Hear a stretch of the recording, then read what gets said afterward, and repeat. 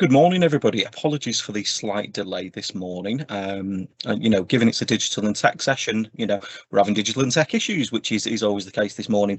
Just a massive welcome to the 2026 Meet Your Future Demystifying Careers in Digital and Technology webinar. For those that haven't seen the content before, I'm Jake. I'm part of the Education Work and Skills team here at Greater Manchester Combined Authority. And for those of you that have joined these sessions previously, you might be aware that Meet Your Future launched in 2019 by Andy Burnham, who's the Mayor of Greater Manchester. And it's to give young people like yourselves the opportunity and the chance to meet real employees and explore different career pathways. Today, we're going to be talking about the digital and tech sector, which is one of our MBAC gateway sectors here in Greater Manchester, and it forms a massive part of the local economy across the city region itself. In Greater Manchester, there's around 67,528 people that work in this sector itself. The average salary is £44,232, although likely this will be lower once you're starting out. You may be in an apprenticeship, in a training role, or working part-time. Just as a quick fun fact, so Greater Manchester as a city region is home to a £5 billion tech scene and has the biggest AI workforce outside of London and the southeast. It means that there's plenty of tech, plenty of cool people working within those industries itself, and plenty of job opportunities coming up in the future. Today we are joined by our fantastic employer group, the Northwest Tech Talent Consortium. Given it is just a flavour of the consortium with us today, but you'll see some really recognisable businesses on the call and some businesses that you want to go and explore in the future.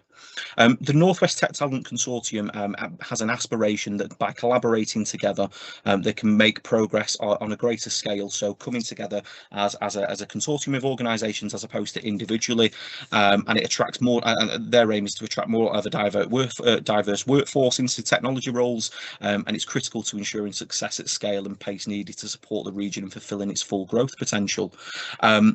We'll come on to introductions if that's okay, but we have got some fantastic people joining us today, some from very inspirational businesses. So we've got Holly Myers, who's a research executive at CloudCo Solutions. We've got Aimee Slater, who's a training and competence intern at Siemens. We've got Chloe Beetschen, who is a security cloud solutions architect at Microsoft. And we had Sash joining us on the call this morning. Unfortunately, due to some tech issues, that won't be the case today, but I'll be filling in where I can do. I really hope that this session inspires you and helps you feel more confident about your future in Greater Manchester. And just as a quick reminder, some quick housekeeping, we do have a Q&A function available. Please submit as many questions as you need to the team today. If we can't answer them in the call, we'll make sure that we take note of that and get some answers back out to you as well. Just make sure you're asking your teacher to pop them questions in if that's okay.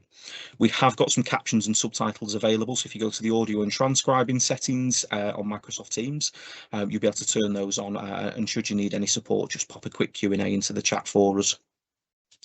We're going to get into today's session due to us running a little bit behind. So Holly, I'm going to come to you for our first question, if that's okay. Holly, many of our viewers are excited to understand and know more about the amazing varied careers that exist within the digital and technology sector in Greater Manchester. Outside of programming, what kind of jobs exist? Yeah, so I'm actually going to start with programming because some of you sitting there still might not have a clue what that actually is. I don't think I did in school. My perception is from what I saw off TV or films, and it would be someone with their head in the laptop, furiously writing code that looked like some sort of alien language. And while I'm very sure someone is doing that right now, I really want you all to know that there are so many different types of jobs. They all look so different day to day, and they're incredibly important to everyday life, into your everyday life. So let's start with programmers. Programmers, developers, coders, these are the hands-on technical people that make all technology and digital systems run smoothly. So let's say they're all working on your favorite video game. They're writing the code that makes the character jump, fly, run. They're the reason why you're able to play multiplayer games with your mates at home. The systems they build help decide what YouTube videos are recommended to you, what TikToks come on your For You page next, what Instagram reels you see based off what you like and repost. I'm sure you've all heard of the algorithm. Programmers essentially build your algorithm. Sports teams use technology. They can track players' movements, track workouts, or day-to-day people tracking their runs or their steps. people are able to do that because of what programmers build and code. How you can go onto ITVX, Netflix, Disney Plus, and it lets you pick off where you left off on your favourite shows. All of these systems run smoothly and are built by these programmers. That's a really technical role, but something a bit different would be a designer. So a designer role is great for someone creative, someone who enjoys art, has a good eye for what looks aesthetic and functional at the same time. On a day-to-day, some may design websites, and every company in every industry needs a website, whether it's a designer's job to come in and make it look professional, fun, something that draws your attention in, makes the information easily accessible, so it's really user-friendly. Others will be working in the gaming industry. They'll design what worlds look like, what levels there are, what storylines there are for each character and what they look like. And then some design apps. So there's literally a person that has designed where the like button should go on Instagram, where the search bar should be, where the button for uploading a story should be. Everything you see has been placed there for a reason by a designer. And if you've ever used something and you've thought, why is that button there? Or if it was next to this one, then it would be so much easier to use, then maybe you have an eye for design. One area of technology that I really loved learning about was cybersecurity and testers. So cybersecurity specialists are essentially like your digital bodyguards to everything. They prevent hackers or people wanting to steal your information or scam you from getting into your banking app, the education system, private company files, NHS files, your own personal details, your phone, your laptop, apps, games, everything. There's so many different things that cybersecurity specialists will do in order to prevent that. But how do you actually know that they work, and how do they actually stop them before the hackers get there? That is where the role of testers come in, which I think is really cool, because their job is literally to go into different systems, crash them and break them on purpose. So they go in, find all the weaknesses, and then the specialist will come in and strengthen all the security systems. Those are just three that I picked out to talk to you about today. There are so many. I could genuinely be here all day talking to you about all the different roles. But one thing I really want to stress is that a job within technology is not just you and your laptop. And on a day-to-day, you are constantly collaborating with other team members, even if they're not technology experts. You'll be working with them all day long, working with them to create something new or to solve a problem. And every team needs a leader. So that is where project managers and project directors come in. So if you're great at organising, you love speaking to people, working as a team, you're the mate who organises everything in the group chat, and you have an eye for detail, then managing a team and maybe managing a transformation of a certain technology could be for you. And all of these people, they work in collaboration with each other. So whether you're designing a website, the designer comes in, show you how it should look best and how it would function best. Then the programmer comes in and makes sure it all runs smoothly. And there are so many different people that you'll be working with on a day-to-day. So I hope that gives you a bit more of a wider view of all the different roles. Amazing, thank you for that, Holly. And I think it's obviously worth pointing out as well, we've spoken around some really creative and digital and tech type roles within there, but as a broader sector, I think every organisation definitely needs some HR, they need legal, there is office managers, them sort of financial and professional roles that come within it as well. There are office designers within the digital and technology space as well. So there may be something you sit there and you think as a young person, actually, I'm not quite, I'm not quite confident with the technology side of things, but I definitely want to work in the space as it's quite exciting. There is a variety of different pathways and careers available to you. Coming on to our next question, and Holly, I'm going to come back to you for some ideas on this as well, if that's okay. So we've spoken about creativity, curiosity and leadership being some of the key qualities and skills to make the most out of a future tech career. Have you got anything to add to that as well by any chance? Yeah, of course. So like all the ones we've just listed, but I think one of the myths is that qualities or skills must be that you're a math whiz or you're really, really intelligent, and that is definitely not the case.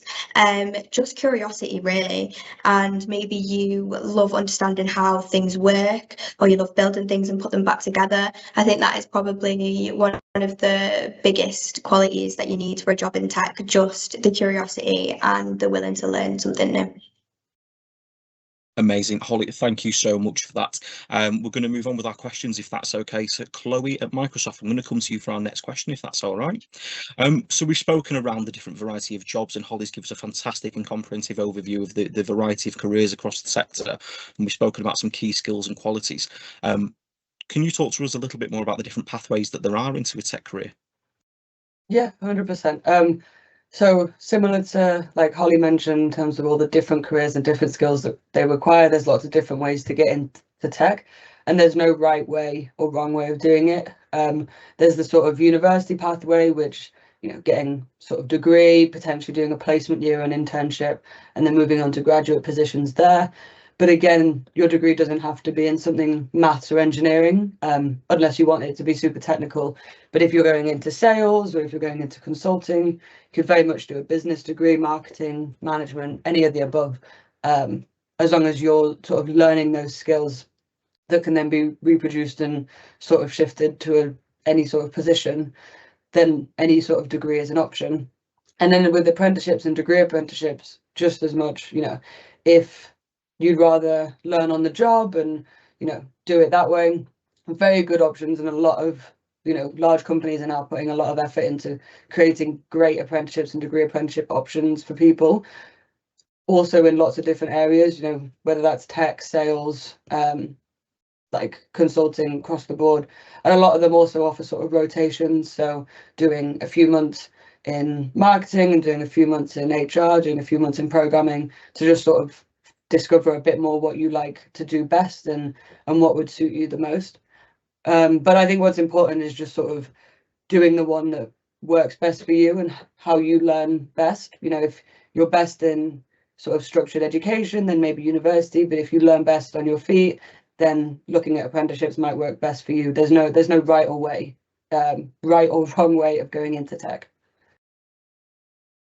Amazing, thank you, Chloe. And I think the key message we want to draw out of that in particular for everybody viewing and joining the session today is, no matter who you are as an individual, as a young person, there are a plethora of different ways and pathways for you to join the fantastic and the growing sector across Greater Manchester. I'm going to pick up a little bit of information around T-levels as well, so I know we've got that on the screen there. So a T-level, essentially, if you're a young person that maybe would like to look at some formal qualifications, you're thinking potentially, I'm not sure if I want to take the university route, if I want to go into a degree apprenticeship, I want to go into some form of higher education or straight into the workplace, a T-level can be a fantastic option because it offers you that technical and that hands-on experience with a work placement. So with a T-level, you would get a 45-day placement, which equates to about 315 hours, and you would complete that over a 2-year period as well. We'll talk about some signposting to information later on, and we'll move on with some questions. But yeah, massive thank you for that, Chloe. Aimee, I'm going to come to you now for our next question. So as an intern at Siemens yourself and someone at the beginning of their career, what can students start doing now, even at school, to explore tech careers? Hi, yes, of course, thank you. So there are so many things that you can start doing right now, even while you're still in school, to explore a future in tech, and you really don't have to be good at it already. So I'd say, first of all, build your interest in tech, and this often starts with a small spark. So if a video, topic, or lesson catches your attention, just take 5 minutes to explore it more. So you could watch short videos or tutorials about tech and then keep up to date with the latest tech news. And you could also have a look at the job listings in your area to see what tech roles are out there and which are currently in demand. As tech is a huge industry, experimenting with little things can really help you discover what interests you the most. So don't be afraid to try things out. Also, ask questions and talk to people. So teachers, career advisors, and people at events like this are all great sources of knowledge. So the more you ask, the more clearer your path will become. The second piece of advice is to start now and try out the free games and platforms, as these are a great starting point to a future in a tech career, as they naturally build the core skills that that tech companies love, and it also helps you discover what you enjoy. So if you like coding, try Scratch. If you like to design things, Canva's great. For cybersecurity, Cyberstar and Try Hack Me have great free challenges. These are totally free. All you need to be is open to learn, and these platforms will help you understand the basics of problem solving and creativity in tech. Another thing you can do is, if you see an opportunity come up, just say yes and get involved. For example, join a school or extracurricular activity that surrounds problem solving and tech. And by this, you can build real skills without real pressure, and you naturally develop the core skills in tech. So yeah, you can discover what you enjoy and what you don't enjoy, which helps you build confidence and find your path. And you never know, experiences like this can become the foundation of your future tech career. And lastly, I would say just continue to develop the skills that tech careers rely on. So you could research the skills needed for a job in tech and all that particular role that interests you. But broadly speaking, the main skills are problem solving, leadership, resilience, teamwork, creativity, and being open to learn. So if you want to get ahead of everyone else, start practicing and building these skills today. So yeah, the most important thing is just to stay curious and start small. You don't know, you need to know your exact tech career now. Just follow up and explore your interests, and the opportunities will naturally come along. Aimee, that was massively inspirational. Thank you so much for that insight as well.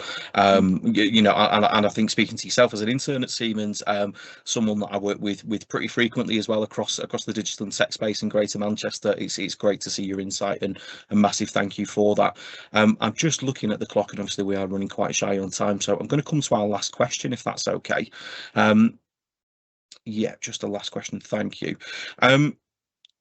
I wanted this to be seen as an inspirational piece this morning. I think massively, you know, listening to your stories and experiences there, that has definitely hit the mark with that.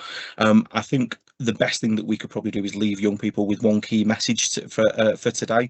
So I'm going to come to yourself, Chloe, at Microsoft, Aimee, and then Holly, if that's okay. So what's one key message you'd want every student to take away from Tech Demystified today? Chloe, I'm going to come to you first. Thank you.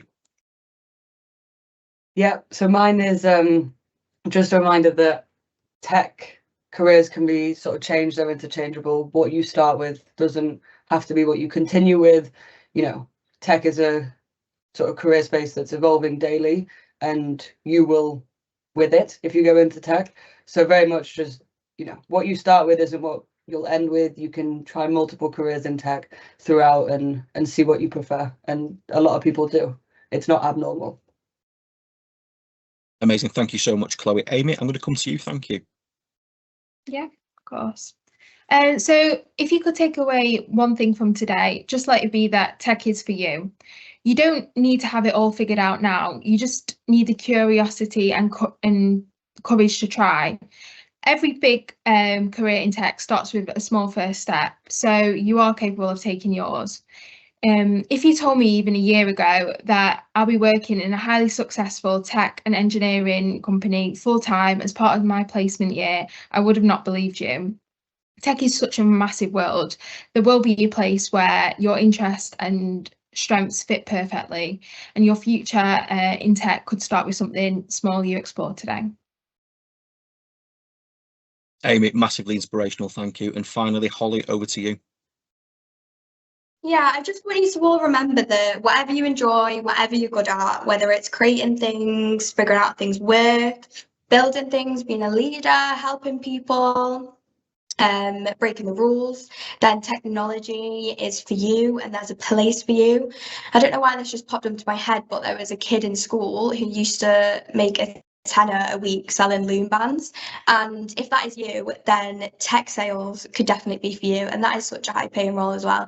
But also I've only been in this job for about 6 months, and there is such a strong community within technology, especially in the Northwest.